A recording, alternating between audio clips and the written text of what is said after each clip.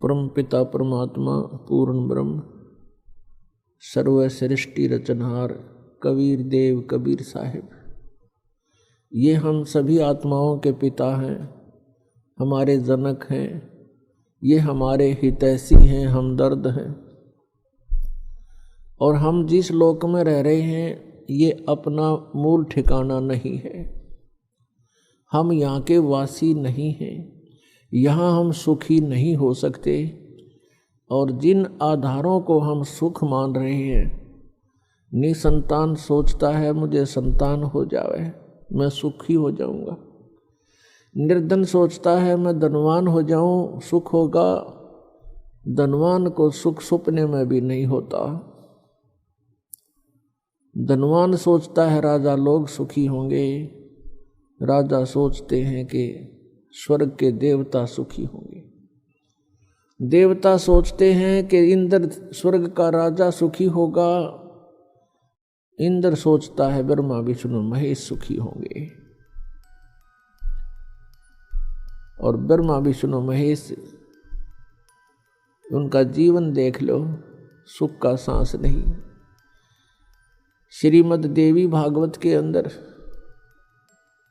स्वयं भगवान विष्णु ब्रह्मा जी से कह रहे हैं, ब्रह्मा जी पूछ रहे हैं कि आप तो सर्वेश्वर हो, आप भी ध्यान क्यों लगाए बैठे हो, किसका ध्यान करते हो, किस देवता की पूजा करते हो। भगवान विष्णु कहते हैं मैं दुर्गा का ध्यान करता हूँ, देवी का, शक्ति का। और मेरे विचार में, मेरे जानकारी में इससे बड़ी कोई शक्ति नहीं, इससे बड़ा कोई प्रभु, कोई देव नहीं। और मैं अधिकतर तप करता रहता हूँ, तप करने से फुर्सत मिलती है तो मैं फिर ज़्यादातर राक्षसों को मारने के लिए युद्ध करता रहता हूँ। थोड़ा बहुत सौभाग्य मिलता है, कुछ समय मिलता है, कुछ देर लक्ष्मी के पास रह पाता हूँ। इससे सिद्ध है कि ब्रह्मा विष्णु महेश सुखी नहीं। तो पुण्यात्माओं, आप यहाँ सुख की चाह करते हो, ये भूल पड़ी है आपके। परमात्मा कहते हैं तन दर सुखिया कोई न देखा, जो देखा सो दुखिया हो। उदय अस्त की बात करत हैं, मन सबका किया विवेक का हो, सबका किया विवेक का हो। तन दर सुखिया कोई न देखा, जो देखा सो दुखिया हो। उदय अस्त की बात करते हैं, मन सबका किया विवेक का हो, सबका किया विवेक का हो। भाई घाटे बाधे सब जग दुखिया, के गृहस्थी बैरागी हो। घाटे बाधे सब जग दुखिया, के गृहस्थी बैरागी हो। सुख देव ने दुख के डर से, गर्भ में माया त्यागी हो, गर्भ में माया त्यागी हो। तंदर सुखिया कोई न देखा, जो देखा सो दुखिया हो। उदय अस्त की बात करते हैं, मन सबका किया विवेक का हो, सबका किया विवेक का हो। भाई जंगम दुखिया योगी दुखिया, तपस्वी को दुख दूना हो। जंगम दुखिया जोगी दुखिया, तपस्वी को दुख दूना हो। आशा तृष्णा सब में व्यापे, कोई मैल ना सुना हो। तंदर सुखिया कोई न देखा, जो देखा सो दुखिया हो।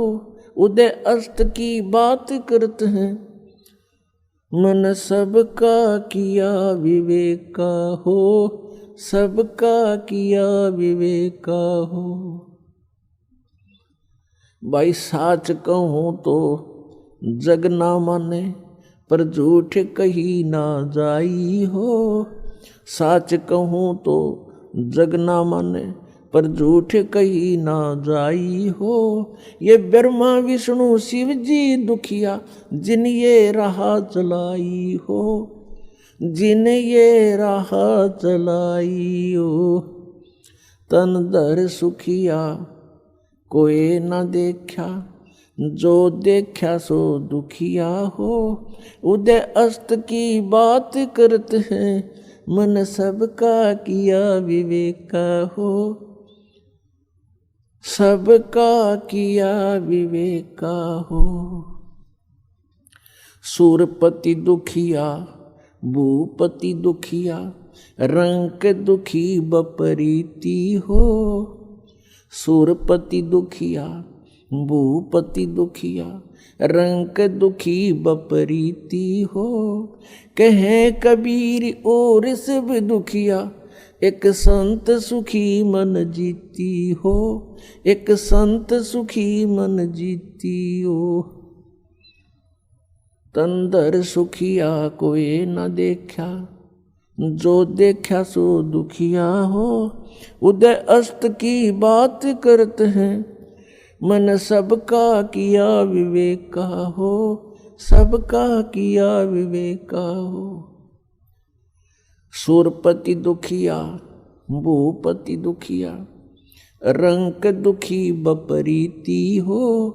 सूरपति दुखिया भूपति दुखिया, रंक दुखी बपरीति हो। कहे कबीर और सब दुखिया, एक संत सुखी मन जीती हो। संत सुखी मन जीती हो।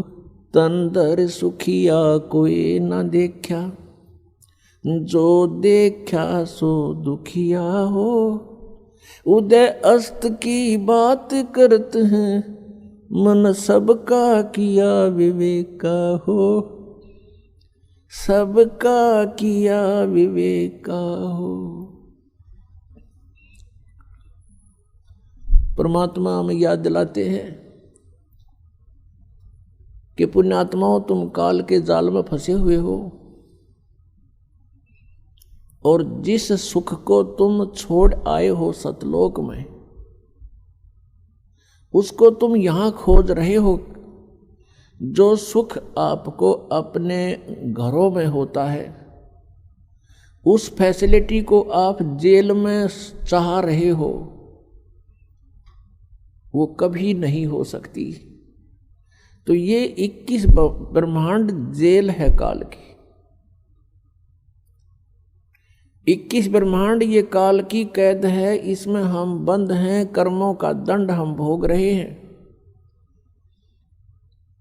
और संस्कारों के बंधन से, रस्से से, बेड़ियों से हमें बांध रखा है। और इस जेल में हम सुख ढूंढ रहे हैं।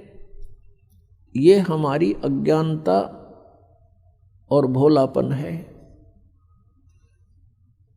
इसके विषय में भगवान बता रहे हैं कि तन धर सुखिया कोई नहीं देखा। हमने, परमात्मा कहते हैं, इसी 21 ब्रह्मांड में दौरा कर लिया, कोई भी जीव सुखी नहीं पाया हमने। परमात्मा कहते हैं हम ब्रह्मा के पास गए तो वो महादुखी, विष्णु के पास गए उसने भी सैकड़ों चिंताएं अपनी बताई, शंकर जी के पास गए वो भी दुखी। और फिर कहते हैं कोई पूरी पृथ्वी का शासक हो, भूपति यानी पूरी पृथ्वी का शासक हो, उदय अस्त का राज जिसके पास हो, उदय माने जहाँ से सूर्य निकलता है, अस्त जहाँ छुपता है, अर्थात पूरी पृथ्वी पर जिसका शासन हो, वो राजा भी सुखी नहीं देखा हमने। फिर बताते हैं, देखो एक परिवार का मुखिया वो प्रबंधक होता है अपने परिवार का, और 5-4 सदस्यों के अरेंजमेंट में वो महादुखी हो लेता है, टेंशन हो जाती है, रात को नींद भी नहीं आती उसको। और राजा एक अक्षेत्र का प्रबंधक होता है, मुखिया होता है, तो वो कैसे सुखी हो सकता है? ये तो हमारी एक अज्ञान, हमने सुख के नापण का आधार गलत ले रखा है, जिस कारण से हमने महादुखी आदमी, व्यक्ति सुखी दिखाई देता है। उसके लिए परमात्मा हमें बताना चाहते हैं कि भाई घाटे बाधे सब जग दुखिया। घाटा मीन हानि होगी किसी व्यवसाय में, वो तो नेचुरल दुखी। और जिसके घना धन हो गया वो महादुखी। 100 अरेंजमेंट सोचेगा, 20 लाख का बेनिफिट हो गया तो 50 लाख की कोई फैक्ट्री ला लेगा। अगले दिन मजदूरा हड़ताल कर माथा टेक कर बैठ जाएगा, क्या होगा मेरे 1 करोड़ डूब गया, फलान डूब गया, रात दिन नींद नहीं आती इसको। कहने का भाव ये है कि यहाँ कोई प्राणी सुखी नहीं। घाटे बाधे सब जग दुखिया, के गृहस्थी बैरागी हो। जैसे किसी ने घर त्याग दिया, बैराग ले लिया, जंगल में जा बैठा, वन में। अब वन में फिर सारी समस्या करते भी ज्यादा, मच्छर न्यारे खावे, मक्खी सतावे, डांस लड़े, गर्मी सर्दी सतावे, और फिर भूख लग गए, फिर गांव में जावे, दिए माई उड़े अलख जगावे, फिर झोंपड़ी गाले, 100 व्यवस्था फिर कर ली। परमात्मा कहते हैं जो वास्तविक विधि है परमात्मा की भक्ति करने की, उससे तुम अपरिचित हो। और इस काल की प्रेरणा से प्रेरित होकर के साधकों ने अपने मन मुखे आचरण शुरू कर दिए। कोई व्रत रखता है, कोई झरनों में बैठकर जलधारा लेता है, कोई 5 धूणे लगाकर अग्नि जलाकर बीच में बैठकर ढोंग करता है, कोई ऊपर बैठकर ऊंचे से स्थान पर जहाँ से सबको दिखाई दे से स्थान पर चिमटा गाड़ के उड़ा बैठ जाएगा आसन पद्म लगा के कि बड़ा साधक है, और जनता दूर से देखेगी महात्मा तपस्या कर रहा है। फिर वहाँ जनता की लाइन लग जाएगी, दर्शनार्थ चढ़ावा चढ़ाने लग जाएंगे, दान करने लग जाएंगे। तो ये जो साधनाएं हैं ये शास्त्र विधि त्याग का मनमाना आचरण है। श्रीमद् भगवत गीता अध्याय नंबर 16 के श्लोक नंबर 23-24 में निर्णय दे दिया कि शास्त्र विधि को त्याग कर जो मनमाना आचरण करते हैं उनकी न तो गति होती है, गति मीन मोक्ष, और न उनको कोई सुख होता है, और न ही कोई सिद्धि प्राप्त होती है, अर्थात व्यर्थ, यूजलेस। फिर गीता जी अध्याय नंबर 16 के श्लोक 24 में कहा है कि इससे तेरे लिए अर्जुन कर्तव्य और अकर्तव्य की व्यवस्था में है। कौन से कर्म करण योग्य हैं, कौन सी क्रियाएं ना करनी चाहिए, उनका निर्णय सदग्रंथ ही प्रमाण है, नथिंग एल्स। सदग्रंथ कौन कौन से हैं? पुण्यात्माओं, पवित्र 5 वेद। आप जी ने केवल 4 वेद सुने हैं, ऋग्वेद, यजुर्वेद, सामवेद और अथर्ववेद। एक 5वां वेद है जो इन 4 वेदों की माँ है, उसको सूक्ष्म वेद बोलते हैं, सूक्ष्म वेद संत भाषा में, और उसको तत्व वेद भी कहते हैं, तत्व ज्ञान भी कहते हैं। उसको सच्चिदानंद घन ब्रह्म की वाणी भी कहते हैं, जैसे श्रीमद् भगवद गीता अध्याय नंबर 4 के श्लोक नंबर 32 में कहा है कि अर्जुन, जिन यज्ञों की, यज्ञ का अर्थ होता धार्मिक अनुष्ठान, साधनाएं, जिन यज्ञों का धार्मिक अनुष्ठानों की जानकारी विवरण 4 अध्याय के 25 से लेकर 30 तक दिया है, इनमें कोई तो देवताओं की पूजा करते हैं और कोई केवल योग अभ्यास करते हैं, आसन करते हैं, और कोई प्राणायाम, जैसे श्वास बाहर जाता है उस पर ध्यान रखे, अंदर जाता है उस पर ध्यान रखे, बस कोई जाप नहीं करना। इसको पान अपान की क्रिया बोलते हैं। और कुछ प्राणायाम करके अपना श्वास सूक्ष्म करके ध्यान लगाने का चेष्टा करते हैं, कुछ स्वाध्याय करते हैं, कुछ तीक्ष्ण अहिंसावादी व्रत रखते हैं, जैसे मुंह पर पट्टी बांध ली, नंगे पैरों घूमना, झाड़ू सी लेकर, कुछ ऐसी साधनाएं करते हैं, कुछ स्वाध्याय ही करते हैं, नित्य कोई पाठ कर लिया किसी भी धर्म ग्रंथ का, तो परमात्मा कहते हैं कि ये जो साधनाएं हैं, सभी साधक अपनी साधनाओं को पाप नाशक जानते हैं। वो ये सोच रहे हैं हम जो साधना कर रहे हैं ये हमारा पाप नाश करेंगी, पाप नाश होने से ही परमात्मा मिलेगा। फिर बताया चौथे अध्याय के 32वें श्लोक में गीता जी में कि इस प्रकार की धार्मिक अनुष्ठानों की जानकारी विस्तार के साथ ब्रह्मण मुखे यानी सच्चिदानंद घन ब्रह्म की वाणी में, यहाँ चौथे अध्याय के 32वें श्लोक में अनुवादकर्ताओं ने अनर्थ किया है, शब्दों के अर्थ ठीक नहीं किए। ब्रह्मणे मुखे का अर्थ इन्होंने किया है वेद की वाणी। ब्रह्म का अर्थ वेद नहीं होता, ब्रह्म का अर्थ प्रभु होता है, परमात्मा होता है। और ब्रह्मणे का अर्थ होता है बड़ा भगवान यानी सच्चिदानंद घन ब्रह्म। जैसे वेद तो विधान है प्रभु का और ब्रह्म परमात्मा है। यदि कोई राजा का अर्थ संविधान करता है किसी प्रकरण के अंदर तो उसको ज्ञान नहीं है, वो मूर्ख है बिल्कुल। राजा तो एक प्रबंधक है, मैनेजमेंट करने वाला है, कंट्रोलर है। उस वेद संविधान उसका कानून है, उसमें कानून लिखा कोई ऐसी गलती करेगा तो ऐसी सजा होगी, ऐसी करेगा तो ऐसी सजा होगी। ऐसे ही ब्रह्म तो प्रभु है और वेद उसका विधान है। तो यहाँ इन्होंने अर्थ गलत कर दिए। ब्रह्मणे मुखे का अर्थ है सच्चिदानंद घन ब्रह्म की वाणी। मुखे माने उसके मुख से बोले गए वचन, उस कबीर वाणी में, उस सूक्ष्म वेद में बहुत विस्तार के साथ लिखे हैं। और उस ज्ञान को चौथे अध्याय के 34वें श्लोक में कहा कि वो तत्व ज्ञान है। उस तत्व ज्ञान को तू तत्वदर्शी संतों के पास जाकर समझ। इससे सिद्ध है कि गीता ज्ञानदाता भी उस सूक्ष्म वेद से परिचित नहीं है। तो इससे यह भी सिद्ध हुआ कि सूक्ष्म वेद की जानकारी श्रीमद् भगवद गीता में नहीं है। ऐसे ही पवित्र चारों वेदों का वक्ता ब्रह्म कहा जाता है। ब्रह्म यही ज्योति निरंजन जो जिसने गीता बोली श्री कृष्ण जी में प्रवेश करके। ऐसे ही उसने वेदों को परमात्मा की दया से उसने एकदम बाहर निकाले थे, फिर उनको स्वयं पढ़ा, फिर स्वयं पढ़ करके उसको अन्य ऋषियों को अंदर प्रवेश करके उसने ये ज्ञान बोला। और ब्रह्मा जी को चारों वेद एज इट इज लिखे हुए लिखित रूप में दिए गए थे।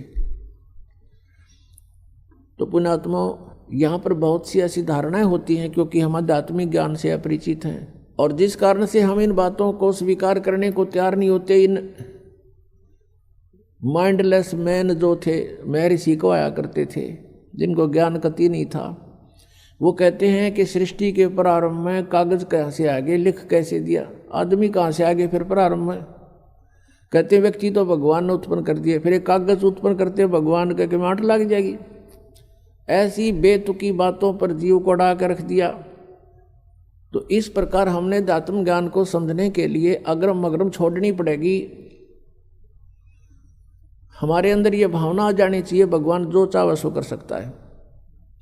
एक वचन में सब ब्रह्मांडों की रचना कर सकता है, एक सेकंड के अंदर सबका विनाश करके इनको तय करके रख सकता है, और दूसरी सेकंड में एज इट इज कर सकता है। जैसे आप बैठे हो एज इट इज न्यू का न्यू वहीं से शुरू करवा दे आपके जीवन को। इसका नाम समर्थ शक्ति परमात्मा कबीर देव है। मौला थल से जल करे और जल से थल कर देत, हे साहेब तेरी साहेबी अब श्याम कहूँ सवेत। परमात्मा सब कुछ कर सकते हैं। जब तक आपके मन में ये खरपतवार भरा पड़ा है, खुरापात भरे हैं, ऐसा नहीं हो सकता वैसा नहीं हो सकता, तो आप इस अध्यात्म ज्ञान को नहीं समझ सकते, फिर आपका प्रयत्न व्यर्थ होगा। पुण्यात्माओं, श्रद्धालु की श्रद्धा ब्लाइंड होती है, वो ब्लाइंड फेथ करता है और ऐसे ही करना चाहिए। लेकिन उस श्रद्धालुओं की श्रद्धा का, उस स्वभाव का जो एक श्रद्धालु के अंदर होता है, वो ब्लाइंड फेथ करता है अपने गुरुओं पर, ऋषियों पर, जो वो बताते हैं, टीचर्स पर, जो टीचर होते हैं आध्यात्मिक टीचर। और उन्होंने श्रद्धालुओं ने इन अज्ञानियों को महर्षि मंडलेश्वर और परम धड़ी मान लिया, सतगुरु समझकर उन पर विश्वास कर लिया, उन्हें जो वचन कहे धार लिए, सिरोधार्य कर लिए। वो दुरुपयोग किया उन्होंने। अभी तक मूर्ख बना रहे हैं, उनको खुद ज्ञान नहीं, श्रद्धालु उनके पीछे लगे हुए। अब आप जी को ये ज्ञान ग्रहण करने के लिए फिर से आपने उसी स्थिति पाना पड़ेगा, क्योंकि काल ये चाहता है कि ये भगवान से दूर हो, किसी तरह हो। जैसे पूरा चीन नास्तिक बनवा दिया और रूस नास्तिक हो गया, क्योंकि जैसे महात्मा बुद्ध थे, ये पुण्यकर्मी प्राणी था, स्वर्ग से सीधा आया था, राजा का लड़का था। जो व्यक्ति स्वर्ग से आया है तो यहाँ के सुख उसको कुछ नहीं लगते, उसका मन नहीं लगा, पिछले संस्कारों ने अंगड़ाई ली, वो घर त्याग कर चला गया, मनमुखी साधना शुरू कर दी, हठ योग किया, मरने को हो गया। गया के अंदर एक माई ने उसका मुंह का दूध चावल लगाए, जब वो धीरे धीरे होश में आया, कुछ फिर आहार करने लगा, तब उसने कहा था starvation could not lead to salvation, भूखा मरण तक भगवान नहीं मिल सकता। फिर उसके पिछले संस्कार थे कुछ, उसके कारण उसके वचन में शक्ति थी, लाखों लोग अनुयायी हो गए, लेकिन वे ऑफ वर्शिप ठीक नहीं थी। जैसे पूरा चीन महात्मा बुद्ध के विचारों से प्रभावित होकर उसके साथ धार्मिकता से लगे थे, ना कि राजनीति से। अब आगे चल के महात्मा बुद्ध के द्वारा बताए गए साधनों से, वे ऑफ वर्शिप से, पूजा की विधि से कोई लाभ हुआ नहीं, वो नास्तिक होने थे, क्यों भगवान है ही नहीं फिर। तो ये यही चाहता है कि जैसे ही ये लाखों करोड़ों व्यक्ति नकली गुरुओं के पास पहुंच गए, अच्छी आत्माएं श्रद्धा से बैठे हैं और सोचते हैं मोक्ष होगा, अब उनको इस ज्ञान का पता चलेगा, परमात्मा के सच्चे ज्ञान का, तो वहां से भागेंगे वह। ऐसा कोई पागल नहीं आज के दिन, ऐसा बावला नहीं है कि उन मूर्खों के फिर भी चिपका रहेगा, और फिर भी चिपका रहेगा तो है उल्लू पड़ा रहेगा वहां पर। तो यहां जब आएंगे वो व्यक्ति, क्योंकि वो ज्ञान तक ज्ञान सुन रखा उन्होंने, और वो 20-20 वर्ष से ठोक रखा अंदर। अब वो धीरे धीरे जब ये ज्ञान यहाँ से शुरू होगा तो वो उनके मन में वो खुरापात विद्यमान होंगे जो पहले अज्ञान सुन रखा। वहां तो वो ब्लाइंड फेथ कर रहे थे, अब यहां ब्लाइंड फेथ हो नहीं सकता, क्योंकि वो दूध के जले हुए हैं। अब छाछ को भी फूकेंगे तो उनको टाइम लगेगा सेट होने में। इतनी और उनका दुर्भाग्य है कि वहां से लोगों के फंस गए जिनका ज्ञान भर दिया आपके अंदर। लेकिन अंत में फिर आपने जब ये ज्ञान और ये प्रमाण सामने आएंगे, फिर आपने पुनः फिर ब्लाइंड फेथ करना पड़ेगा इस दास के ऊपर। और जब आपके हृदय की अग्रम मग्रम खत्म हो जाएगी, ऐसा नहीं वैसा नहीं, तब भक्ति शुरू होगी। गीता जी अध्याय नंबर 2 के श्लोक नंबर 46 में कहा कि अर्जुन, जब तेरी बुद्धि भिन्न भिन्न प्रकार के भ्रमित करने वाले वचनों से हटकर एक तत्व ज्ञान पर आश्रित हो जाएगी, तब तो तू योग को प्राप्त होगा, तब तो तू भगत बनेगा, साधक बनेगा। नहीं तो कभी कुछ इधर ध्यान जा रहा है, कभी वो सच्चा होगा, वो झूठा होगा, वो कैसे होगा। इनसे हट ले गिर एक तत्व ज्ञान पर आश्रित हो जाएगा जब तेरी साधना प्रारंभ होगी। तो दास का प्रयत्न है कि आपके सारे ये संशय नाश करूं और तत्व ज्ञान से आपको पुनः फीड करूं, भरूं, और फिर आपके अंदर एक आस्था भगवान पूर्ण परमात्मा की इतनी दृढ़ हो जाए कि आप फिर डगमग ना हो। और इसके बिना आप इस मार्ग पर चल नहीं सकते, क्योंकि काल का दाव है, पल पल पर वो छल करता है। उसका तो उद्देश्य यही है कि पुण्यात्मा भक्तिहीन हो जाए, नास्तिक हो जाए, विशेषकर कलयुग में। कलयुग में क्यों? क्योंकि परमात्मा से इसने वचन ले लिए थे कबीर भगवान से, इस काल भगवान ने, कि प्रभु 3 युगों में जीव कम ले जाना, और चौथा युग जब कलयुग आवे तब तब शरण जीव बहु जावे। ऐसा हर वचन मोहे दीजे, तब तुम गमन संसार ही कीजिए। कि चौथे युग में कितने जीव ले जाना। लेकिन चौथे युग में ये भी प्रार्थना की थी इस काल ने कि हे प्रभु, जो आपके ज्ञान को स्वीकार कर ले वो आपका, और आपके ज्ञान को स्वीकार ना करे तो उसके साथ जबरदस्ती ना करना, वो मेरा। परमात्मा ने कहा ये तो अंडरस्टूड है, ठीक है, क्योंकि भगवान के ज्ञान को सुनकर ही हम इनसे चिपक सकते हैं। नहीं तो काल का जो जाल है उसमें साधना भी कर रहे हैं, सारी बकवाद भी कर रहे हैं, तो ठीक है, वो भक्ति है नहीं वहां पर। कहते हैं साध सोए जो सीधा चाले, भगत वही होता है साध माने साधक, जो सब बुराइयों से बच गए और यहाँ की सतिथि से परिचित होकर के सही सीधा चले, मर्यादा में रहे, बुराइयों से बच कर चले। संसार के जो चोज हैं इन चोचलों से बच्चे, नाचना गाना फंड करना डीजे बजाना, ये कोई एक भक्तों के लक्षण है।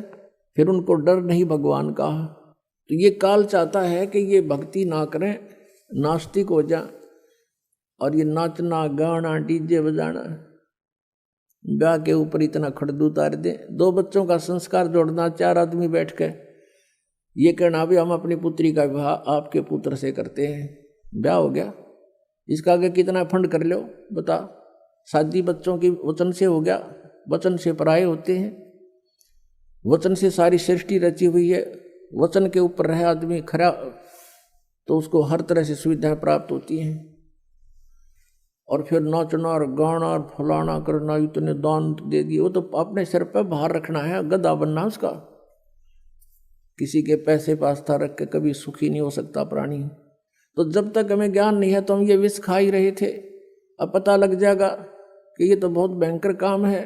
कहते हैं तुमने उस दरगाह का मैल नहीं देखा और धर्मराज के तिल तिल का लेखा, कौन बिराने बाहर न डोए। फिर जैसे कल आपको कथा सुनाई थी, एक साधु संत बन रहा था, नकली भगत ने उसको प्रार्थना किया भक्ति कर लो हमें सेवा मिल जाएगी संत की, वो उसके चौबारे में रहने लग गया।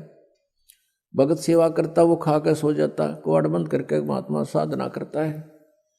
फिर वो मृत्यु के उपरांत उसके ही घर पर बैल बना और बैलगाड़ी में जोड़ कर उसके खाए हुए के पूरे कर रहा था। जब परमात्मा गरीबदास जी को उस पर दया आ गई नकली पे, तब उसको बताया भाई तूने भक्ति करी नहीं और इसका अन्न खाया, ये पूरा करना पड़ेगा तुझे, लठ खा के कर ले चाहे राजी खुशी कर ले, पूरा करना पड़ेगा। फिर वो चल पड़ा अपना सीधा होके।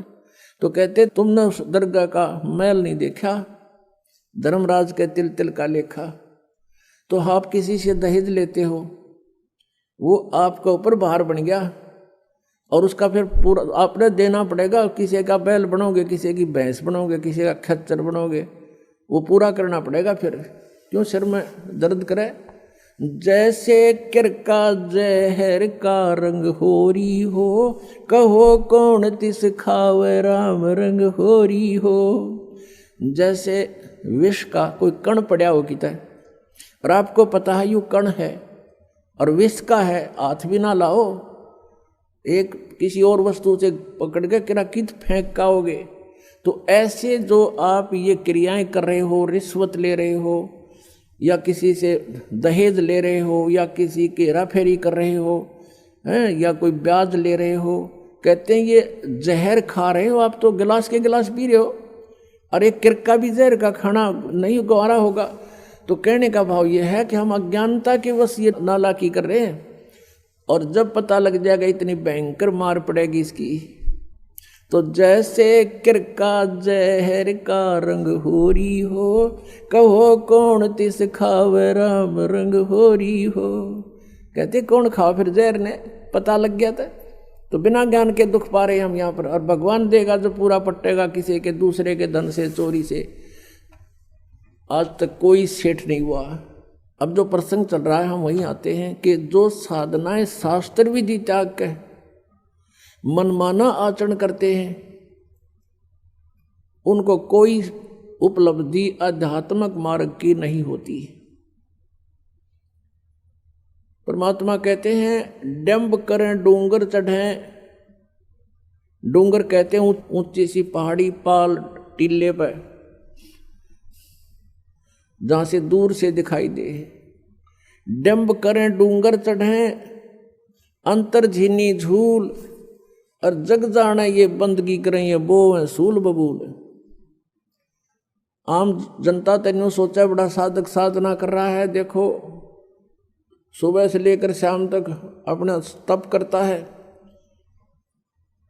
तो परमात्मा अपने उस आध्यात्मिक मार्ग में बताते हैं कि जनता जाने ये भक्ति करे यो वो है सूल बबूल, ये तो दम्भ कर रहा है, ऊपर बैठ कर ढोंग कर रहा है, दिखा रहा है आपको। परमात्मा के पाने की भक्ति जो है बहुत सिंपल है, और उसके लिए परमात्मा ने स्वयं आना पड़ा। इस यथार्थ ज्ञान को देने के लिए जैसे कल रात का सारा ही सत्संग इस उद्देश्य पर था कि परमात्मा कैसा है, वो परमात्मा क्या करता है, तो उस परमात्मा के विषय में आपने पवित्र वेदों में, पवित्र बाइबल में, पवित्र कुरान शरीफ में ये देखा कि वो भगवान मनुष्य सदृश्य है, मनुष्य जैसा है, लेकिन उसके शरीर का तेज बहुत अधिक है, और वो ऊपर रहता सतलोक में तख्त पर विराजमान है, और वहाँ से गति करके सतलोक से धूलोक से उस तीसरे मुक्ति धाम से गति करके वहाँ से प्रस्थान करके चल के आता है। और यहाँ वो अच्छी आत्माओं को मिलता है,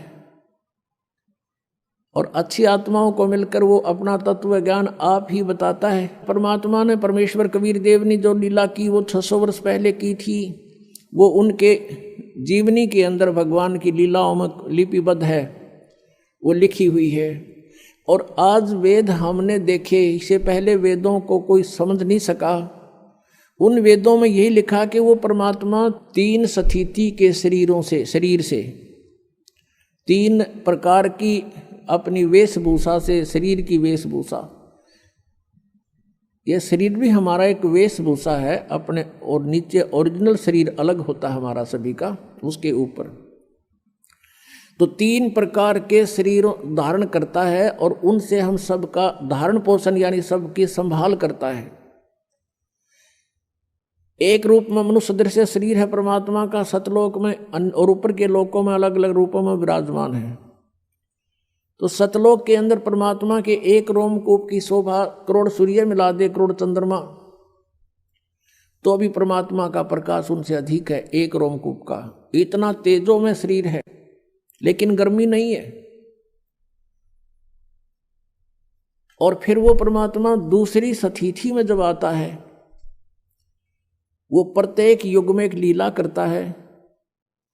नवजात शिशु का रूप धारण करके प्रकट होता है, और बाहर जंगल में, नगरी से बाहर वन में एक तालाब के ऊपर,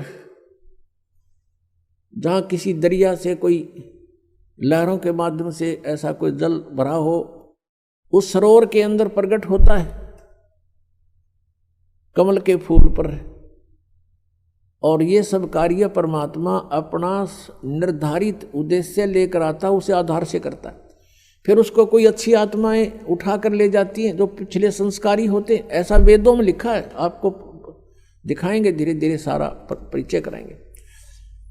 और उसको फिर वो धीरे धीरे जब बड़ा होने लगता है, छोटी ही आयु में परमात्मा अपना जो उद्देश्य लेकर आता है, वो तत्व ज्ञान को प्रचार करना शुरू कर देता है। और उस परमात्मा के ज्ञान के सामने बड़े बड़े विद्वान मंडलेश्वर सब फिट्टे मुंह हो जाते हैं, उनको जवाब नहीं आता है।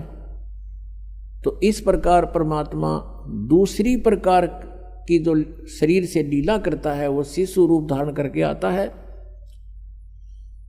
और ऐसे ही जनसाधारण की तरह कार्य करता है, अपना निर्वाह अपने हाथों से करता है।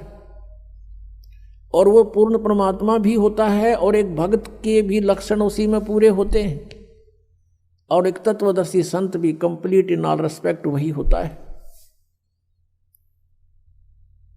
और एक अच्छे नागरिक का रोल भी वही करके दिखाता है। हमारे को एक एग्जाम्पल कोड करते हैं भगवान कि इस लोक में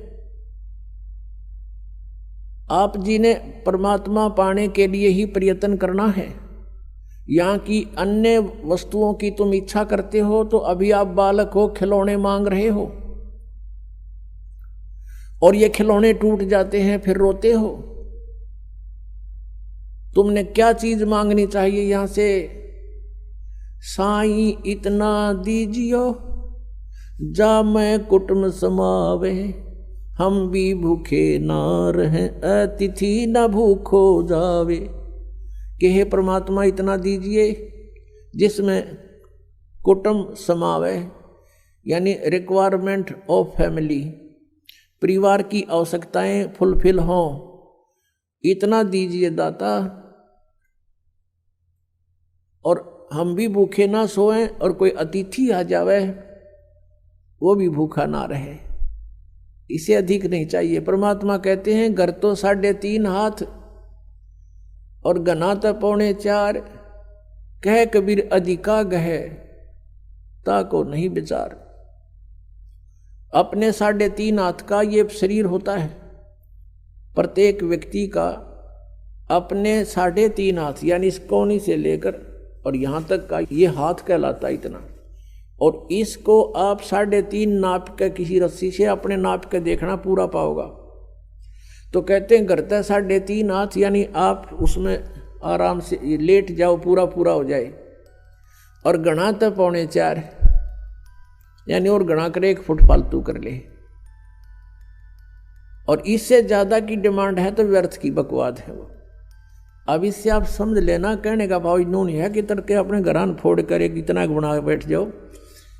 कहने का भाव ये है परमात्मा का कि 1 चारपाई पर सोना है और वो 3 बाई 6 फुट में आ लेगी। एक कमरे में आपका काम चल सके, खूब गना कर 2 बना लो, इससे अधिक कोशिश ना करना। वो परमात्मा दे तो अच्छी बात है, 2 बन जा, 3 बन जा, बस इससे ज़्यादा का प्रयत्न ना करना। यानी जिसके पूर्व जन्म के संस्कार हैं वो अलग बात है, कोई ठीक भी बन रही है बनी अच्छी बात है, लेकिन भक्ति उद्देश्य मूल रखे। और जिनके पास पूर्व जन्म की कोई ऐसी पुण्य नहीं है और वो झोंपड़ी में भी रह रहे हैं, तो परमात्मा कहते हैं भक्ति ही करनी है। उस 4 कमरे वाली कोठी में भी भक्ति करेगा तो उसका उद्धार है, नहीं तो वह कोठी साथ नहीं दे, ना वह चाल साथ। और एक झोपड़ी में प्राणी रह रहा है और वो भी भक्ति कर रहा है, तो दोनों को एक सी उपलब्धि है। और झोपड़ी वाला इससे चक्कर में रहा मैं भी कोठी बनाऊं, मन्नू कर लूं, तो ये व्यर्थ प्रयत्न है। इनसे अपना मन हटाना। अब प्रसंग चल रहा है कि परमात्मा, जैसे कल सत्संग के अंदर आपने सुना था कि वो परमात्मा सतलोक से चलकर आता है, वो 3 सतिथि में उसका शरीर है। तो दूसरी सतिथि में वो हमारी कैसे देखभाल करते हैं, कैसे धारण पोषण करते हैं। वो एक बालक रूप में प्रकट होते हैं, धीरे धीरे बड़े होते हैं, फिर एक अच्छे नागरिक की तरह एक जीवन जी कर दिखाते हैं। परमात्मा कबीर जी जुलाहे का कार्य करते थे, दानक का कपड़ा बुनते थे, लोगों का सूत आता था, उस सूत को से कपड़ा बनाकर उससे जो मेहनताना प्राप्त होता था उसको ग्रहण करते थे। और उससे भी कोई बच जाता था, घर में भोजन से पैसा बच जाता था, उसको फिर भंडारे पर धर्म पुण्य पर लगा दिया करते थे। परमात्मा के घर में 2 उनके पुत्र पुत्री मुंह बोल रहे थे, 2 बच्चे मुर्दे जीवित किए थे किसी सर्कमस्टांस में, किसी के जो है हठ योग को सेट करने के लिए, परमात्मा की महिमा को प्रकट करने के लिए। एक बालिका थी 13 वर्ष की, एक शेख तकी नाम के पीर की कब्र में दबा रखी थी। उस पीर ने बहुत ज़्यादा परमात्मा के साथ दुर्व्यवहार शुरू कर दिया था। राजा सिकंदर लोधी कबीर परमेश्वर जी से बहुत प्रभावित हो गए थे, क्योंकि उनको जलन का रोग था, जो कबीर परमेश्वर जी की कृपा से वो स्वस्थ हो गया था और कोई भी ट्रीटमेंट उसका काम करना बंद कर गया था। वो तो मृत्यु के दिन गिने था। सिकंदर लोधी दिल्ली का बादशाह कबीर परमेश्वर के आशीर्वाद से वो स्वस्थ हो गया था।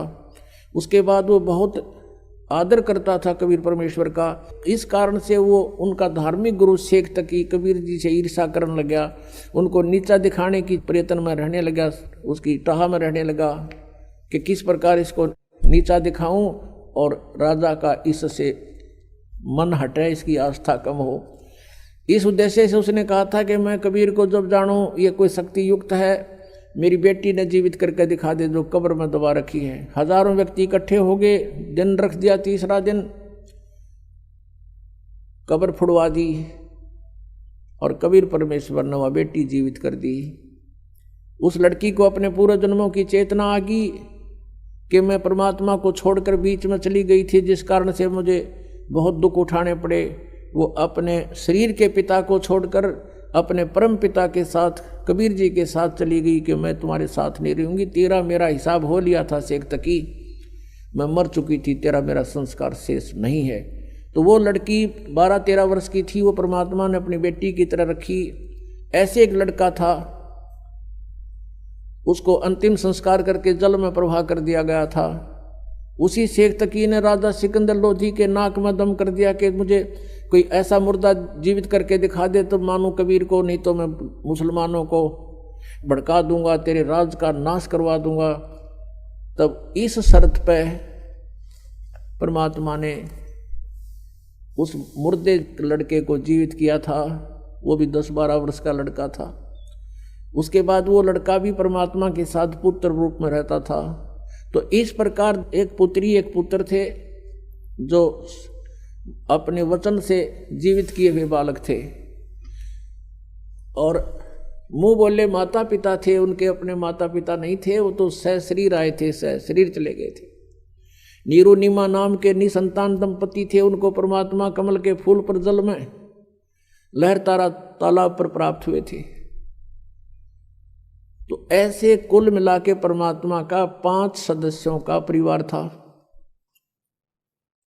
हाथ से कपड़ा बुनते थे, माता पिता वृद्ध हो गए थे, और उस कपड़े से जो भी पैसा मिलता था मेहनताना उससे अपना गुजारा करते थे, और फिर भी पैसा बच जाता था उसका भंडारा करते थे।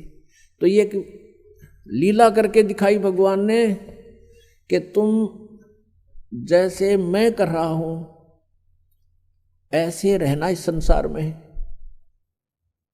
और यदि तुम परमात्मा पर विश्वास रखोगे, परमात्मा पे आपका दृढ़ विश्वास होगा, तो आपके ऊपर आने वाले सभी संकट दूर होंगे।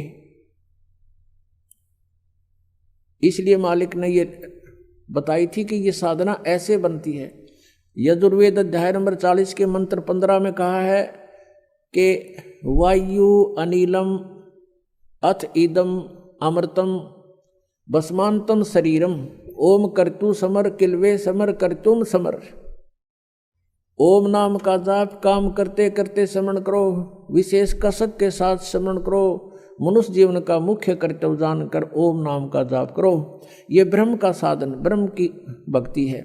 और गीता जी अध्याय नंबर 17 के श्लोक 23 में कहा कि ब्रह्म ने सच्चिदानंद घन ब्रह्म की साधना का ओम तत्सत इति निर्देश है, ब्रह्म ने तिर्विद समर्थ है। उस परमात्मा सच्चिदानंद घन ब्रह्म परम अक्षर ब्रह्म की साधना के 3 मंत्र का जाप है, ओम तत् और सत। ओम तो ब्रह्म का, तत् ये सरपुरुष का सांकेतिक है, वो अलग मंत्र है, और सत ये परम अक्षर ब्रह्म का है, परम अक्षर पुरुष का है। ये मंत्र भी गुप्त है, ये दास दे सकता है, इस पृथ्वी पर किसी को अधिकार नहीं है उस नाम के देने का, ना ही उसको वो परिचित है कोई। और यदि मुझ दास से प्राप्त करके ये मंत्र कोई स्वयंभू संत बनकर किसी को गुमराह करने की चेष्टा करता तो अधिकारी नहीं है, उससे भी आपने बचना है, औरों को भी बचाना है कि ये बिल्कुल झूठ बोल रहा है, नकली पासपोर्ट बना रहा है। और फिर जीवन अंत के समय जब तुम्हारा जीवन अंत होगा तो सतलोक जाने की तैयारी होगी, फिर उस पासपोर्ट की पहचान होगी ऊपर ये अधिकारी था कि नहीं जिसने तुझे नाम दिया, तो जीवन नष्ट हो चुका होगा, फिर कुछ नहीं बात बनेगी। पहले सावधान होना है। तो ये क्या बताया है कि सभी ने, जो भी संत हैं या परमात्मा आए थे, उन्होंने जो साधना बताई यथार्थ, और जिन महापुरुषों ने भगवान पाया उन्होंने हठ योग नहीं किए, 2.5 घंटे सुबह 2.5 घंटे शाम साधना नहीं की। उन्होंने तो चलते फिरते उठते बैठते अपना कर्तव्य कर्म करते करते परमात्मा की भक्ति का विधान बताया, जो सभी सदग्रंथ और संत इसी को प्रमाणित करते हैं। तो इसलिए परमात्मा ने स्वयं आकर के ऐसा जीवन जी कर दिखाया कि ऐसे रहोगे तो मैं तुम्हारे साथ होऊंगा। और भगवान साथ हो गया तो फिर क्या नहीं कर सकता। अब परमात्मा हमारे साथ होगा। और सभी कहा करते हैं कि भगवान ना रूठना चाहिए, संसार बेशक रूठ जाए। रूठो जग सारा, रूठो ना भगवान हमारा। तो परमात्मा को प्रसन्न करने के लिए हम साधकों ने प्रयत्न करना है। और किस तरीके से भगवान राजी हो, किस तरीके से, किस विधि से भगवान प्रसन्न हो, हमने वो सारे तरीके अपनाने पड़ेंगे अपने प्रभु को प्रसन्न करने के लिए। तो वो तरीके स्वयं परमात्मा आकर बता के गए। एक तो छल कपट नहीं करे, चोरी ठगी जारी नहीं करे, किसी की आत्मा नहीं दुखा अपने स्वार्थवश, और भी मन कर्म वचन से भी किसी को दुख नहीं दे। तुमने उस दरगाह का मैल नहीं देखा, धर्मराज के तिल तिल का लेखा। हम मन में बुरा सोचते भी हैं किसी का, वो भी अकाउंट आपका लिखा जाता है। और यदि आप किसी का भला सोचते हो और आप कर भी नहीं सकते हो तो भी आपका गुड अकाउंट बनता है, अच्छा लेखा बनता है। तो हमने पहले तो अपने आप को बहुत सेट करना पड़ेगा। हम घने बिगड़ गए, एक दिन से नहीं, हम तो असंख्य युगों से बिगड़े हुए हैं। और अब हमें सेट होने का ये मार्ग मिला है, विधि मिली है, ये औषधि मिली है जिससे हमारे अंदर के विकार जलेंगे। इस ज्ञान से हम सेट होवांगे और फिर सेट होवांगे तभी परमात्मा के निकट जाएंगे। क्योंकि हम सभी प्राणी एक ही परमात्मा के हैं, चाहे हाथी है चाहे चींटी है, राजा है या रंक है, हिंदू है मुसलमान या सिख या ईसाई है। इस काल ने हमें भ्रमित करके अलग अलग बना दिया। हम अलग हुए क्यों करें?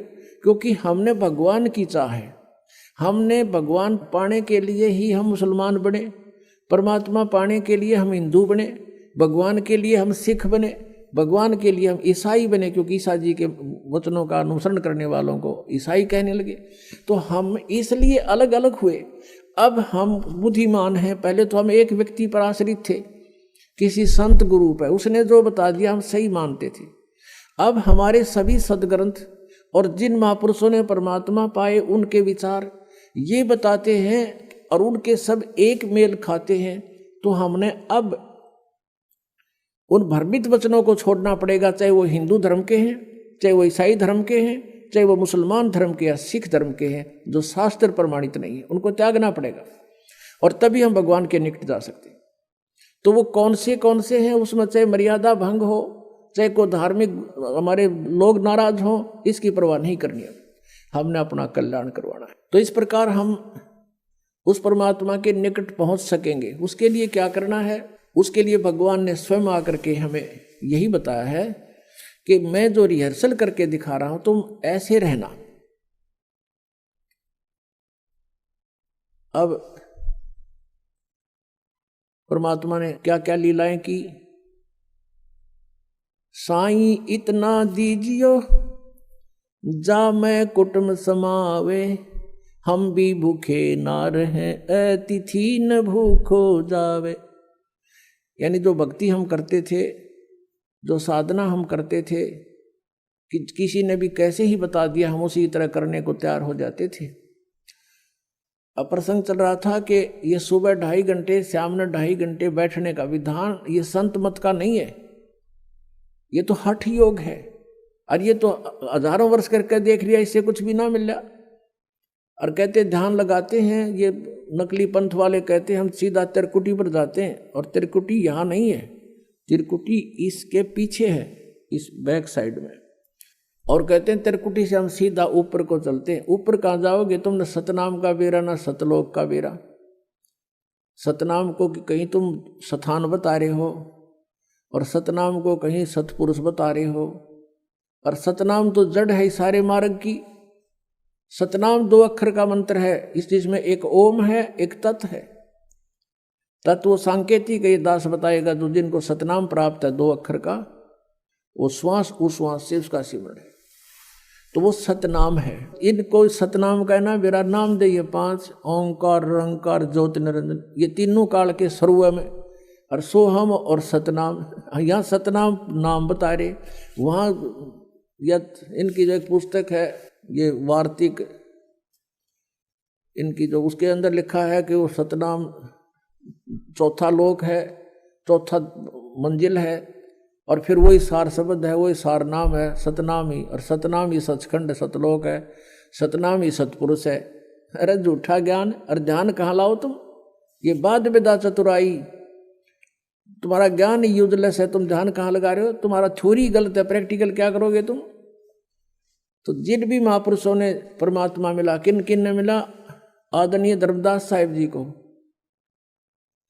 आदरणीय मलुकदास साहिब जी को, आदरणीय दादू दास साहिब जी को, आदरणीय नानक साहिब जी को, आदरणीय गरीबदास साहिब जी को, गांव छुरानी जिला ददर हरियाणा वाले को, आदरणीय घीसा दास साहिब जी को, गांव खेकड़ा जिला मेरठ उत्तर प्रदेश में। इन महापुरुषों ने परमात्मा पाया और उन्होंने उनकी साधना देख लो उन्होंने कैसी की।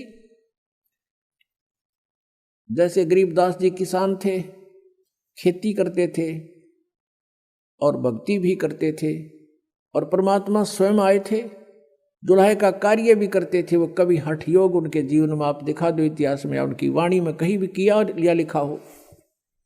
ऐसे ही आदरणीय नानक साहिब जी खेती करते थे, पहले तो नौकरी करते थे, वो नौकरी भी त्याग दी। जो भगवान से परिचित हुए, सचखंड जाकर वापस आए, वहाँ देखा भगवान को, सतपुरुष को, कबीर साहिब को, वापस आते ही सब नौकरी भी त्याग दी और 12 वर्ष तक परमात्मा का प्रचार किया, इधर उधर घूम फिर के।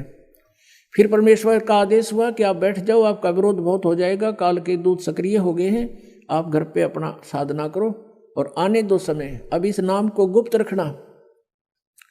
नानक साहिब जी को कह दिया गया था कि इस सतनाम को, ये 2 अक्षर का जो मंत्र है, ओम और दूसरा तत्, इन दोनों का जाप स्वयं नानक साहिब जी करते थे, लेकिन आगे किसी को ये नाम प्रदान नहीं किया और ना ही इस नाम का जाप करने का आदेश दिया, क्योंकि परमात्मा का आदेश था। जैसे कबीर परमेश्वर जी की वाणी में लिखा कि धर्मदास तो लाख दुहाई, ये सार नाम की तबार न जाई, ये सार नाम बार जो पढ़ी, और बिचली पीढ़ी हंस नी तरही। धर्मदास तो लाख दुहाई, ये मूल ज्ञान कहीं बार न जाई, मूल ज्ञान बार जो पढ़ी, बिचली पीढ़ी हंस नी तरही। मूल ज्ञान को तब तक छुपाई जब तक 12 पंथ मिट जाई। एक तो मूल ज्ञान है, जो ज्ञान मूल ज्ञान ये ज्ञान है जो अब दास आपके समक्ष रूबरू करा रहा है। एक मूल मंत्र है सतनाम, सार नाम, इनको भी गुप्त रखना था। नित्यकाल के दूत सारे यही नाम देते मिलते, वो अधिकारी वो है नहीं, और जनता भ्रमित हो जाती कि वो भी वही मंत्र देते हैं, वो भी वही साधना बताते हैं। एक कोगल है, अब वो एक कोगल भी ना छोड़ी, परमात्मा ने सीधा बख्शी। वो उआ बाई बकते हैं, एंड वेंड के नाम देते हैं, और 5 नाम काल के जानो, तब दानी मन शंका आनो। 5 काल आप पे हैं, जिसको ये तुलसीदास हाथरस वाले को ये मानते हैं कि इन्हीं की कुछ प्रेरणा पा करके तो इस शिवदयाल जी जो थे इनके परम धनी, उन्होंने प्रेरणा पा करके साधना शुरू की थी, लेकिन उनका गुरु नहीं बताते वो। तो वो 500 नामों को काल का बताते हैं, ये 5 नाम पर गाटा जोड़ रहे, तो ये कहाँ जाएंगे, सीधे काल के मुख के अंदर है। तो पुण्यात्माओं, दास के इस प्रयत्न को निंदा या किसी का वो नहीं समझना, एक परोपकार समझना। कई भक्त कहते हैं आपके गुरुजी जो है निंदा करते हैं दूसरों की, नहीं। जैसे एक बार किसी ने 500 के नोट नकली छाप लिए और वो ठग रहा था जनता को। सरकार को पता चला, ओरिजिनल और डुप्लीकेट दोनों साथ साथ दिखाए थे कि ये ओरिजिनल है, इसमें ये लक्षण है, ये डुप्लीकेट है। अगर ऐसा हो तो उसको ग्रहण ना करना, वो नकली है। तो कोई ये कहे कि ये निंदा कर रहे हैं क्यों किसी के नोट को बेकार बता रहे हैं, तो वो निंदा नहीं थी, महापरोपकार का कार्य था सरकार का। लाखों लोग बच गए ठगने से, तो दास का वही प्रयत्न समझ लेना, ये किसी की निंदा नहीं है, ये महापरोपकार का कार्य कर रहा है। अंत में देखना इसका कितना अच्छा रिजल्ट आएगा। रोया करेंगे वो प्राणी जो ऐसे नकली लोगों के अपना जीवन व्यर्थ कर रहे थे, रोया करेंगे उनको और धिक्कारा करेंगे उन नकलियों को, तुमने अपना जीवन खोया, हमारा भी खो दिया। अब प्रसंग चल रहा है कि शास्त्र विधि को त्याग कर जो मनमाना आचरण करते रहे, उनको कोई लाभ नहीं हुआ। अब किसी भी संत को देख लीजिए, फिर 12 वर्ष तो नानक साहब जी ने इधर उधर जा करके प्रचार किया प्रभु का, तत्व ज्ञान का। फिर 16 वर्ष तक अपने घर पर रहकर खेती की, जैसा भी वो कर सकते थे उसमें। और अपनी भक्ति भी की। कोई उनके पास आ जाता था, उनको तत्व ज्ञान समझाते थे, लेकिन सतनाम नहीं दिया किसी को। अपने आत्माओं कई कारण होते हैं। कई भक्त ये भी सोच बैठेंगे कि भाई नानक साहब जी ने फिर नाम नहीं दिया तो उनके साथ जो अनुयायी बने हैं, सिख समाज बना है, तो उनका तो जीवन व्यर्थ हो गया। उनका जीवन व्यर्थ नहीं हुआ।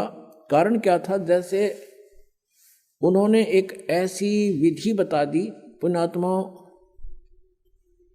हम कोई एक दिन के जन्मे नहीं हैं, हम कोई एक जन्म में ही, इसी जन्म में हम ये दुख या कष्ट नहीं भोग रहे हैं, असंख्य जन्मों से हम कष्ट उठाते हुए आ रहे हैं, असंख्य जन्मों से। और जब तक ये ट्रीटमेंट पूरा नहीं मिलेगा, हमारा रोग नहीं कटे जन्म और मरण का। आज से 600 वर्ष पहले, 550 वर्ष पहले नानक देव जी को परमात्मा मिले थे। उन्होंने फिर उनसे कहा था कि अभी आप इस ज्ञान का प्रचार अवश्य करो, लेकिन यह सतनाम नहीं देना, ना बताना किसी को। तो अब शंका उत्पन्न होती है कि उनके अनुयायियों का फिर जीवन नष्ट हो गया। जैसे उनकी जन्म साखी में, समुद्र की साखी में प्रमाण है, बाला और मर्दाना ये दो भक्त बहुत अच्छे सेवक थे, श्रद्धालु समर्पित थे नानक जी पर। तो आदरणीय नानक साहब जी के साथ ही रहते थे। उनके सतलोक गमन के उपरांत जो सेकंड जो अधिकारी हुए नानक साहब जी के, वो अंगद देव थे। उन्होंने बाला और मर्दाना से पूछा कि आप उनके साथ रहते थे, गुरुजी कैसी क्रियाएं करते थे, कैसे रहते थे, वो सब कथाएं सुनाई। एक समय की कथा सुनाई कि जब हमने प्रार्थना की नानक साहब जी से कि हमें श्रीलंका दिखाओ, तो उन्होंने कहा आंखें बंद करो। हमने आंखें बंद करी और कहा खोलो, तो खोली। हम समुद्र के किनारे खड़े थे। फिर आदरणीय नानक साहब ने कहा कि मेरे पीछे पीछे आ जाओ, इस समुद्र के ऊपर, जल के ऊपर, और वाहे गुरु बोलते रहना। मर्दाना और बाला वाहे गुरु करते हुए चल पड़े। जब मर्दाना ने देखा कि गुरुजी तो ओम सोहम का जाप जप रहे हैं बोल बोल के, तो मर्दाना भी ओम सोहम कहने लग गया। वो जल में डूबने लगा। जब आदरणीय नानक साहब ने कहा कि मर्दाना तू मेरी नकल ना करे, मैंने जो कहा तो वही बोल, मर्दाना फिर वही वाहे गुरु करने लगा। फिर जल के ऊपर थल की तरह चल पड़ा। अब ये लीला नानक साहब जी ने क्यों किया? उन्होंने परमात्मा चाहिए था और परमात्मा ही उनको गुरु रूप में मिले थे आकर के। कहते हैं जो गुरु वचन पर डट गए कट गए फंद 84 के, गुरु वचन निश्चय कर माने पूरे गुरु की सेवा ठाने। तो वो संत थे, उन्होंने अपना कल्याण करवाना था, जगत से कुछ नहीं लेना था।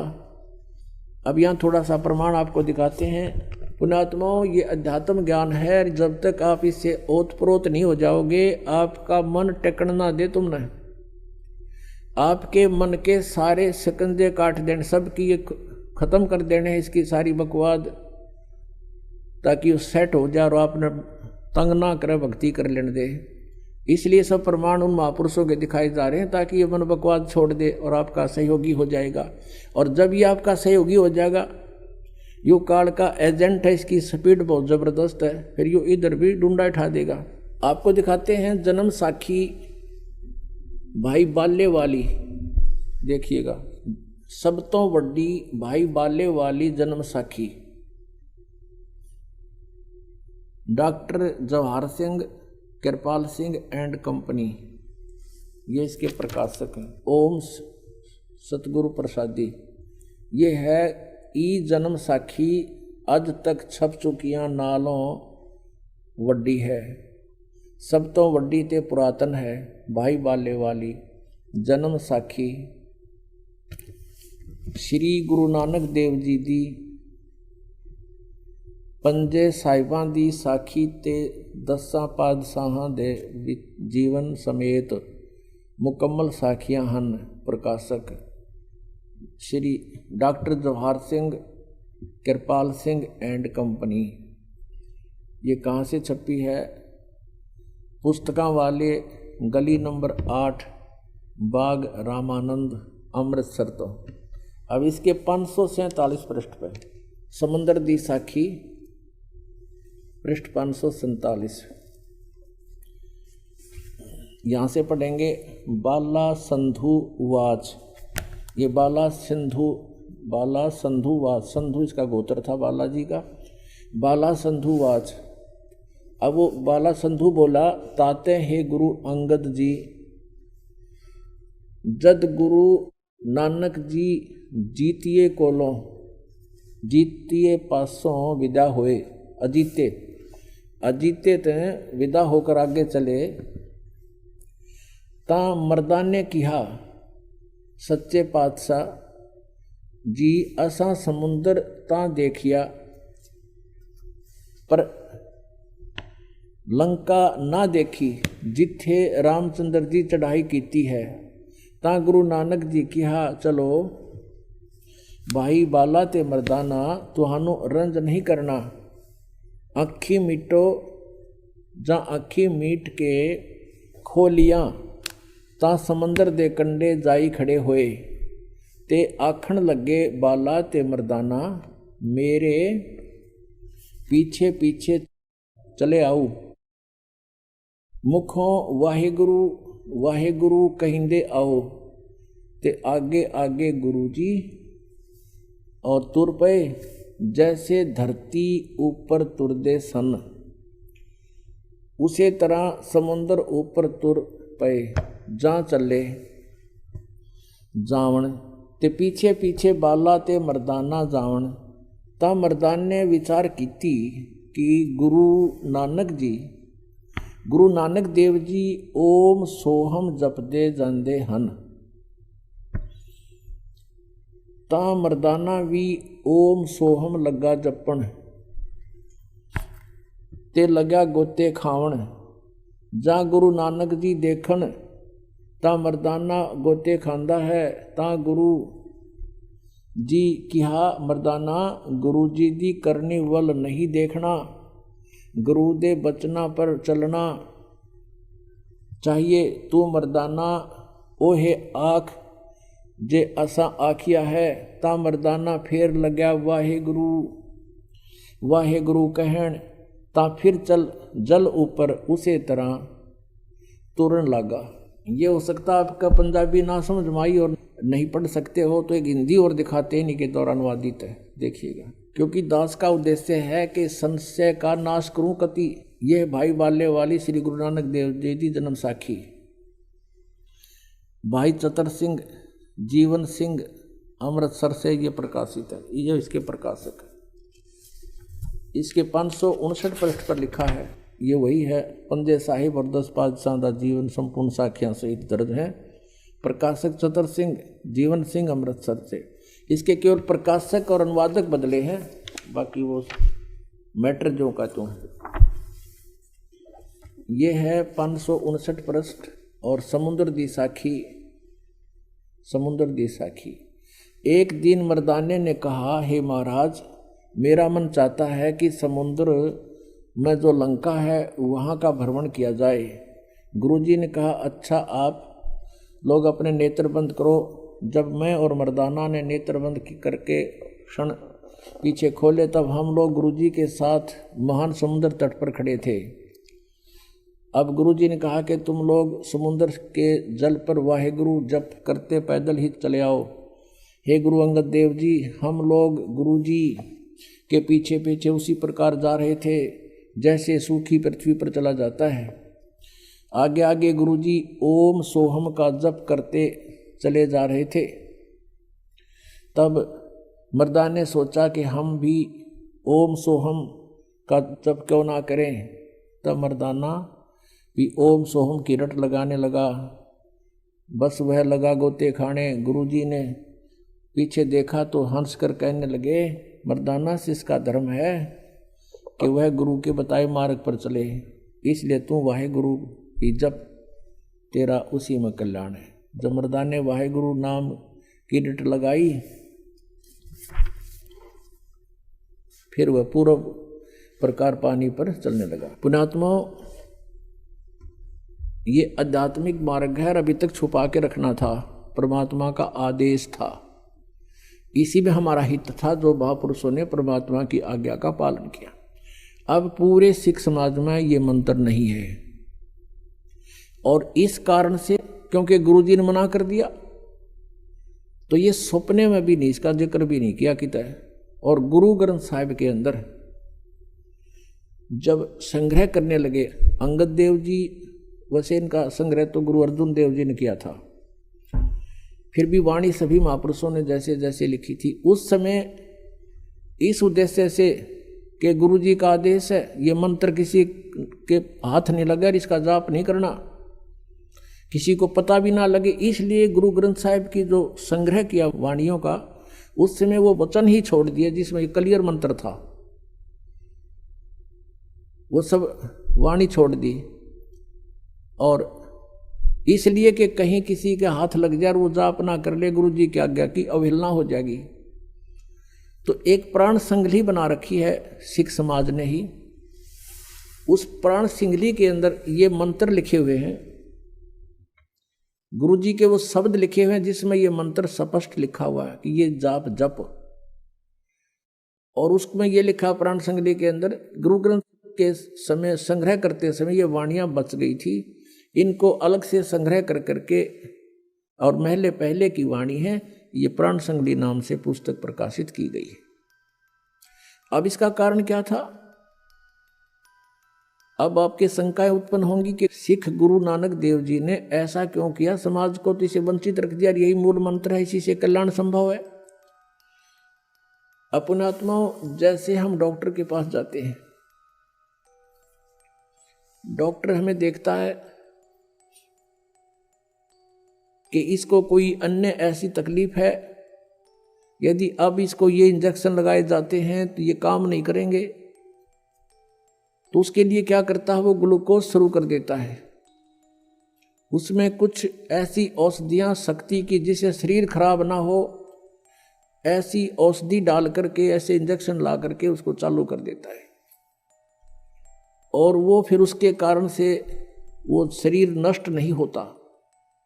तो हमारी जो भक्ति का प्रारूप बिगड़ गया और इसमें ठग ज़्यादा प्रवेश हो गए। परमात्मा ने अपना वचन के आधार से इस समय तक इस भक्ति को लाना था, आप जी को भी भक्ति की आस्था में रखना था, इसलिए कोई किसी भी देव की पूजा करता था और उसके पुराने संस्कार, पिछले जन संस्कार अच्छे थे, तो परमात्मा आपको आपत्ति आने पर मदद करता था। ये करता था वो कबीर परमेश्वर ही। और हम ये सोचते थे कि मैं श्री कृष्ण जी की पूजा करता हूँ, मेरे भगवान श्री कृष्ण ने आज मुझे ऐसा लाभ दे दिया। परमात्मा ने इस चीज़ की कोई चिंता नहीं, वो ये चाहते थे कि आस्था बनी रहे इनकी भगवान में, वो चाहे पत्थर की मूर्ति पूज कर भी अपनी आस्था बना रहे, इससे मुझे लाभ हो गया तो कोई प्रॉब्लम नहीं, करते रहेंगे। इस समय तक इस भक्ति को और आपको दोनों को आस्था बनाए हुए यूं का यूं रखना था। अब जैसे गुरु नानक देव जी ने भंडारे शुरू किए, पहले तो उनके अपनी खेती से वो स्वयं अपना भंडारा अपने घर से ही करते थे, जितने भी 100-200 पहले भगत थोड़े ही आते थे नानक साहिब के पास, तो अपने ही घर से सबको भंडारा भोजन करवाते थे। फिर धीरे धीरे ज्ञान देते थे कि भाई भक्ति करनी चाहिए और धर्म करना चाहिए, भंडारा करना चाहिए, भूखा भोजन देते हैं पहुँचेंगे प्रमाण, धर्म तो दसका नहीं दसका तीनों लोग, खैर आए तुम्हें खैर है कीजिए आत्मपोख। फिर धीरे धीरे अनुयायियों को समझ में आने लगा कि हे प्रभु कुछ हमारा भी पुण्यदान हो, हम तो आपका ही खा रहे हैं सारा, हमारा कल्याण कैसे होगा। तब उन्होंने परमात्मा, अब नानक साहब जी चाहते थे कि यदि आज मैं कह दूंगा तुम घर का आटा लाइयो घी लाइयो, एक नहीं आओगा।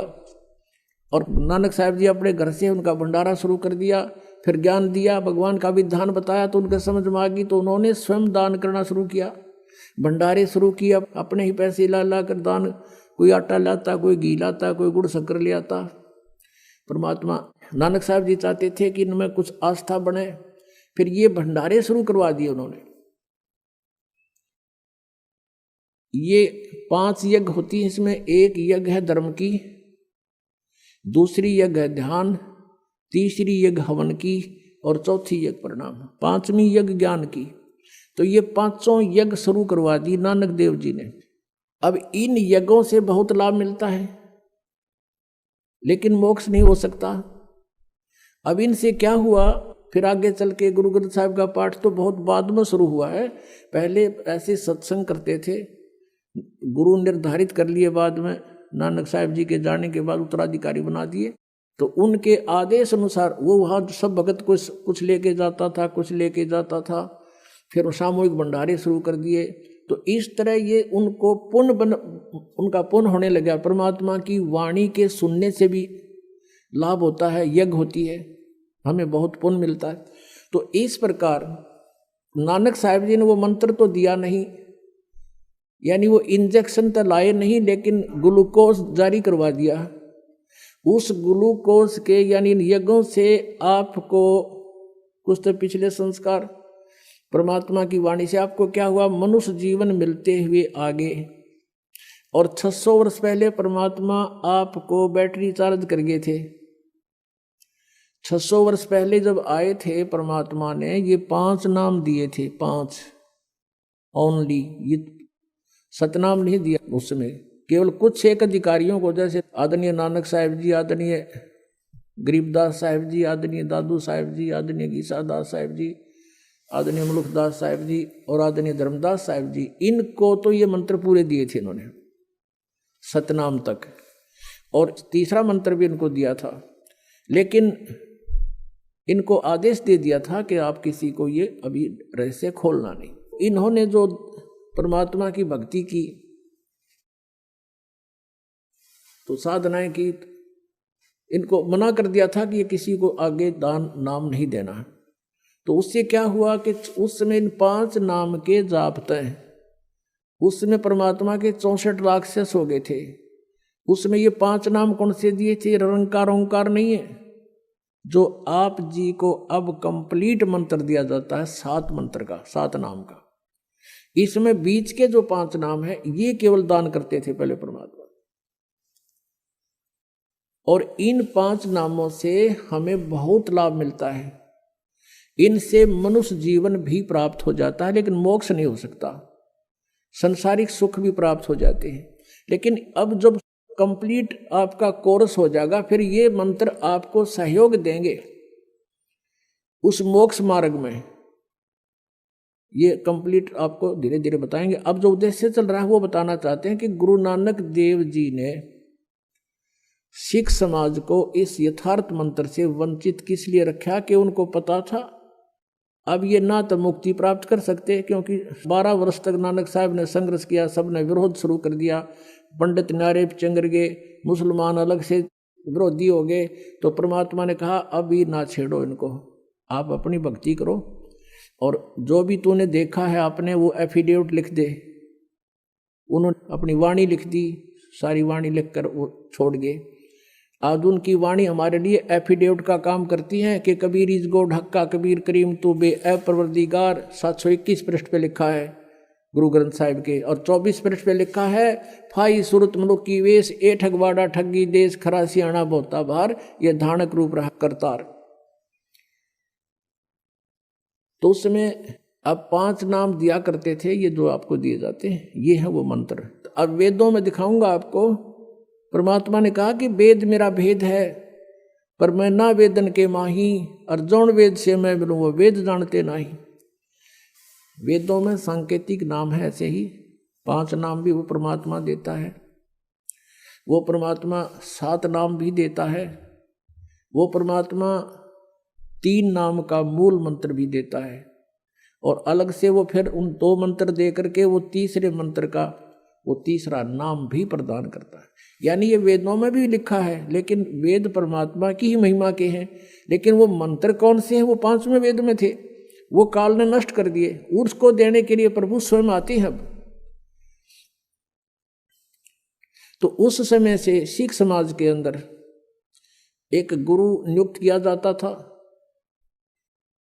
और उसके बाद उसके आज्ञा अनुसार भंडारे करते थे, बस और कुछ नहीं। वाणी का पाठ करते थे, वाणी बोलते थे, उसमें सत्संग के अंदर, और महापुरुष का अनुवाद करके सुनाते थे और भंडारे होते थे भक्तों को। तो इस प्रकार फिर आगे चल के 5 नाम भी बंद हो गए थे। 5 नाम तो केवल कबीर परमेश्वर जी के जब 64 लाख शेष हुए थे, उन 64 लाख शेषों को दिया था 5 नाम। और उससे फिर आप जी अभी तक मनुष्य जीवन प्राप्त करते हुए आ रहे हो। कुछ पिछले संस्कार जन्म जन्मांतरों के पुण्यात्मा हैं, उनका भी मनुष्य जीवन और साथ में भक्ति की आस्था आज तक आपकी बनी हुई है। तो जिस कारण से मालिक को पता था कि कलयुग के मध्य में, अब कलयुग का मध्य समझो ये, यानी अब से प्राइम टाइम है ये भक्ति का, और इसी में काल ने निरे एजेंट छोड़ रखे हैं। जहाँ डला उठा के देखे उड़े संत पावे, और सैकड़ों हजारों की संख्या में उसके शेष पावे, और कह का किसी को पता नहीं, सब मूर्ख बना रहे भोली आत्माओं को। तो इस समय तक आप जी को लाना था, भक्ति में आस्था बनाए रखनी थी। और सिख समाज को ये मंत्र इसलिए नहीं दिया कि जैसे ये राधा स्वामी पंथ सबसे पहले कबीर जी की वाणी को आधार मानता है, जो अपने प्रमाण वो दे रहे हैं अपने समर्थन में, और दूसरे नंबर पर गुरु ग्रंथ साहिब को मानता है। और यदि ये मंत्र उनमें होता तो ये मंत्र ये देना शुरू कर देते। अधिकारी ये है नहीं, क्योंकि तो काल के दूत है, इनका गुरु सटार्ट से ही गुरु नहीं है। इनके जो गुरुजी थे शिवदयाल जी, जिनसे ये कहते हैं राधा स्वामी पंथ चला, उसका कोई गुरु नहीं। और यहाँ भगवान ने आकर के खुद भी गुरु बनाए, मर्यादा बनाए रखने के लिए। गुरु नानक देव जी के भी गुरु थे, परमात्मा स्वयं आकर प्रकट हुए उनको, और उन्होंने उस नाम दिया, उनको शेष बनाया। और फिर गुरु नानक जी ने भी कहा कि मुझे सतगुरु मिल गया, दीक्षा दी नहीं, मुझे सतगुरु मिले, मुझे दीक्षा दी नहीं। और सिख समाज कहता गुरु नानक जी का कोई गुरु नहीं था। तो ये इनकम्प्लीट नॉलेज है, अधूरा ज्ञान है, जिनको ऐसी वाणी बोलते हैं वो।